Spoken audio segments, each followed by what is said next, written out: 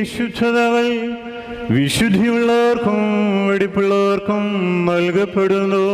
പരിശുദ്ധനായ ഏകപിതാവും പരിശുദ്ധനായ ഏകപുത്രനും പരിശുദ്ധനായ ഉർവായുമല്ലാതെ പരിശുദ്ധനില്ല.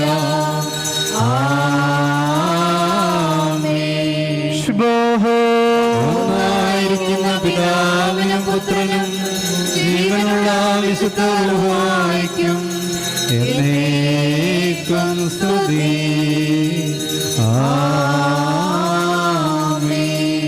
കരുണയോട് ലോകത്തെ സൃഷ്ടിച്ച പരിശുദ്ധനായ ഏകപിതാവ് നമ്മോടുകൂടി.